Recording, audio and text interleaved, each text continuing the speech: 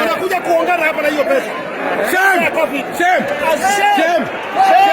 Pesa ya COVID-19, pesa ya maiti inaingia ndani ya bunge, wakuja waungane, wabunge wapate. Tuko na evidence.